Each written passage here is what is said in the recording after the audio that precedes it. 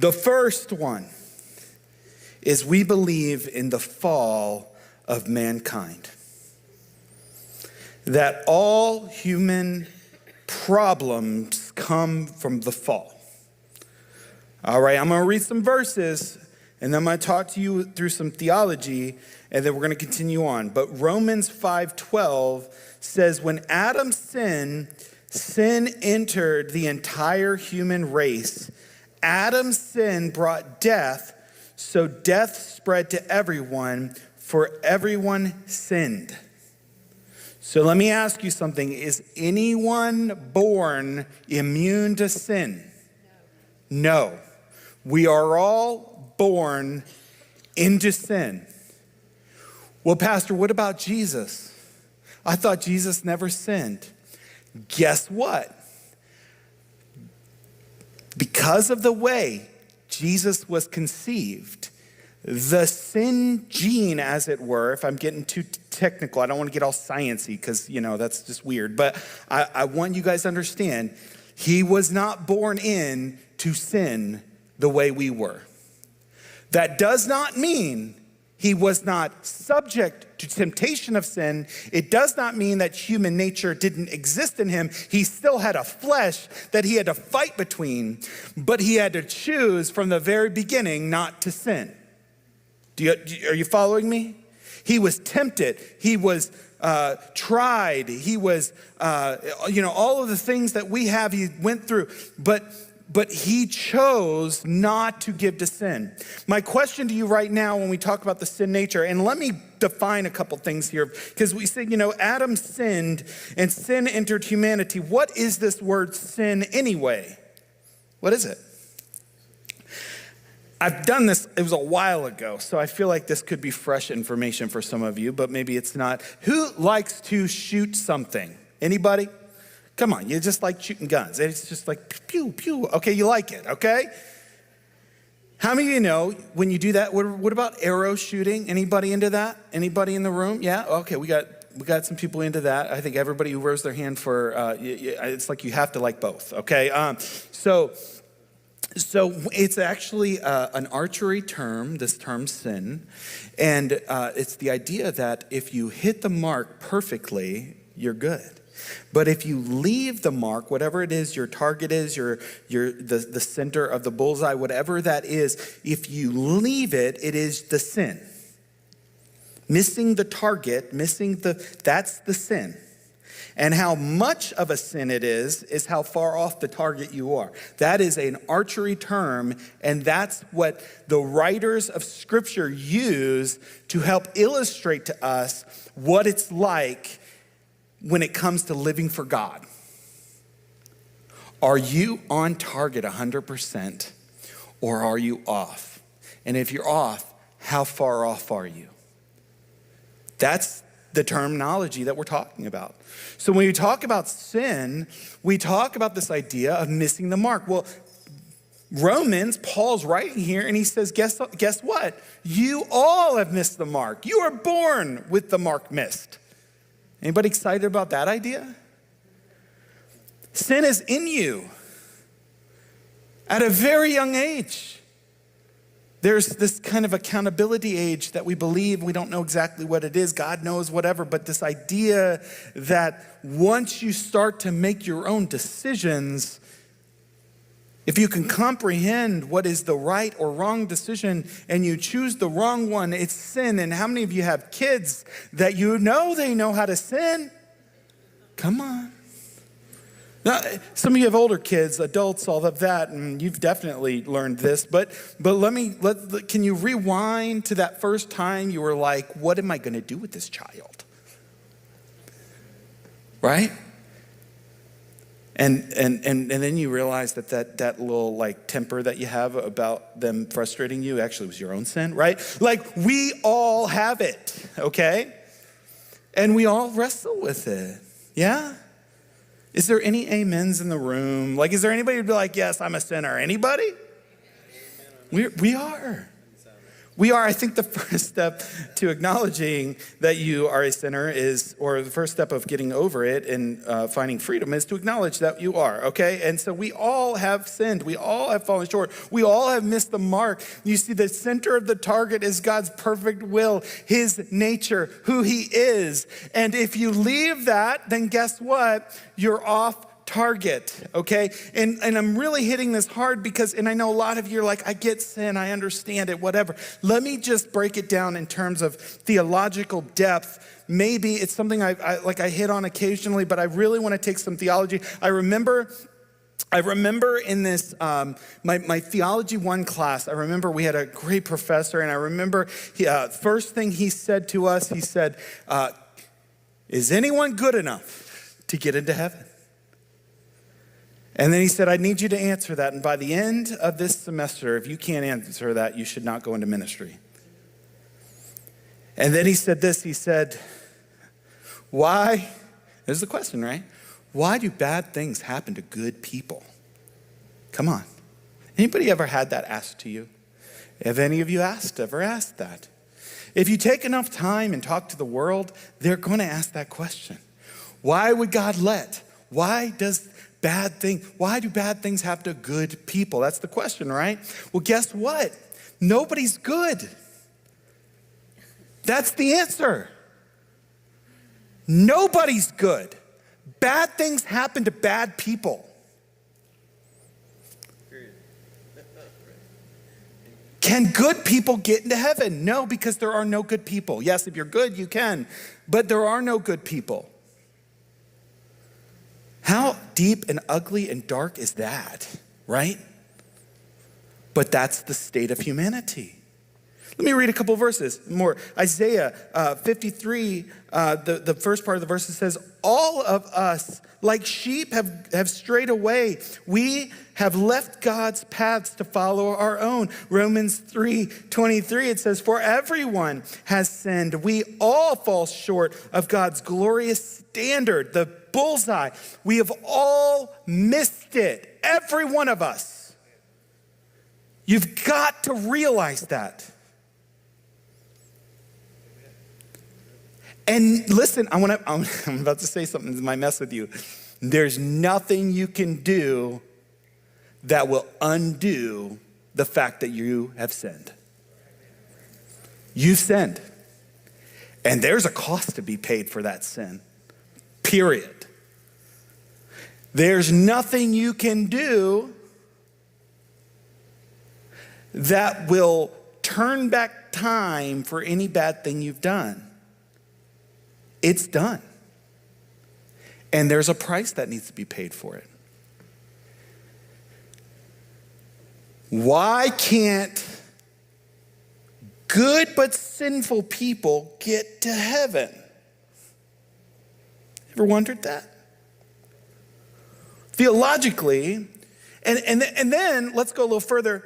What is bad and good anyway? Have you ever thought about that?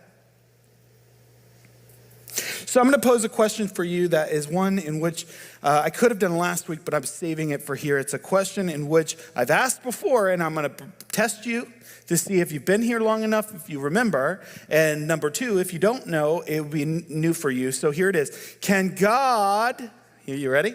Can God make a rock that's too big for him to move? No, some of you remember, or you know. The answer's no, but how many of you know why?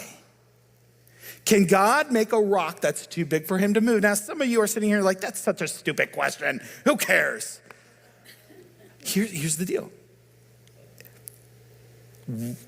Our perception of God is very important. And the nature of who God is very, very important. And we have to understand that God has very limited, and I would say even like one thing that he can't do. You ready? God, his only limitation is himself. If God created a rock that was too big for him to move, then that rock would be God.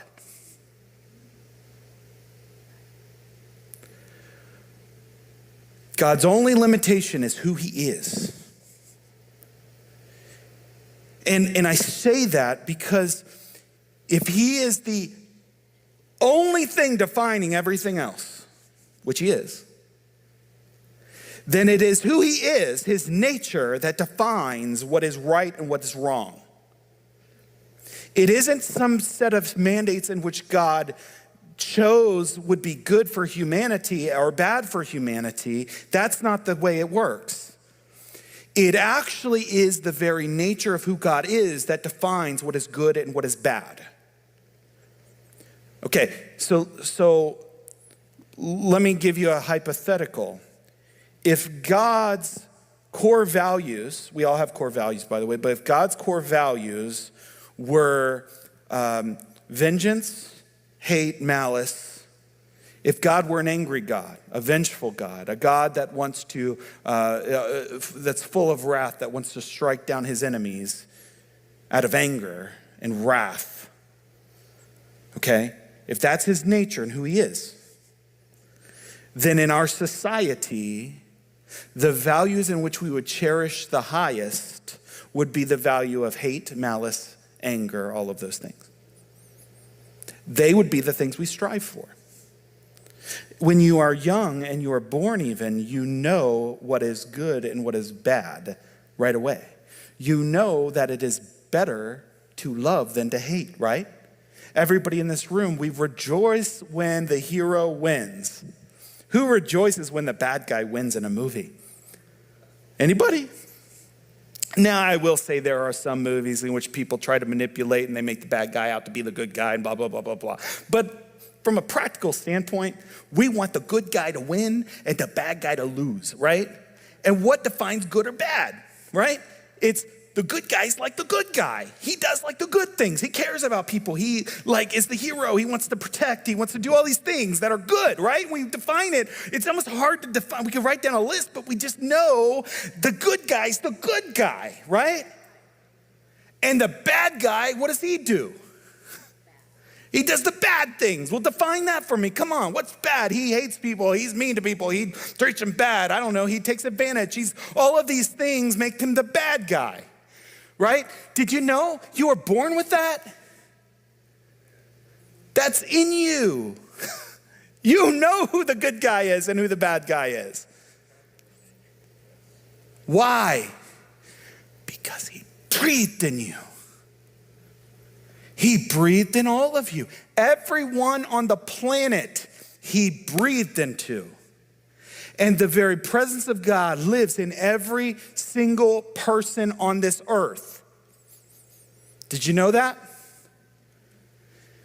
That means the nature of God is imprinted on all of us. That is why even the most depraved people, oftentimes, I've seen just interviews and I've read different things, and even the most depraved people who are interviewed later or even accepted Christ in jail and different things like that, they all kind of say, I knew what was right and wrong, I just chose to do what I wanted to do. The very essence of right and wrong is in all of us, okay? And the enemy wants you to choose what's wrong, the sin. You see, the target is the nature of God. That's the target. It's not a list of rules to do right or to do wrong. That's not what sin is. Sin is not being like him, to be different than his nature. That's why when we hate people, when we're angry at people, how many of you ever lost your cool and you went back after and you said, yeah, I feel, and it just made you sick. It made you just feel bad. Anybody ever sin and it made you feel sick? Is there anybody, who wants to be honest? I have. Anybody ever sinned and you just felt sick? You felt sick. Why? Because you're going against the part of you that knows what's right and wrong, the part which God breathed in you, the living God in you, the nature of God that's in you that says from the very beginning what is right and what is wrong. Yeah? So that's what sin is. And why can't you go to heaven if you have sin? Well, because that part of you, that sin, that thing, it changes who you are. That's why, and it, by the way, wasn't planned, thank you very much. Ratu was like there, right? Not planned, but what he shared, I didn't have that verse ready. I felt like I needed to go back and dig a little bit deeper when he talked about the holy, holy, holy and all that. And that's when I came back and I was reading about Isaiah and the fact that Isaiah said, woe to me, I have unclean lips, right? Woe to me. When in the presence of God, he thought he was dead. Dead on arrival. Y'all following my train of thought here? The nature of God is so pure and so perfect that your soul cannot survive if tainted by sin in the presence of God. Are you with me? More practical example I use often is if you take a white sheet that's pure and clean and you take black paint or black ink and you splatter it all over the white sheet, is it still a white sheet? The answer's no. For the sake of time, no, it's not. It's a polka dotted sheet. It's unclean and it cannot go into you can't call it pure anymore. And this idea of linen is used again and again in scriptures. I'll get to that in a second because the first, or what I would say the fourth of our 16 fundamentals is the fall of mankind.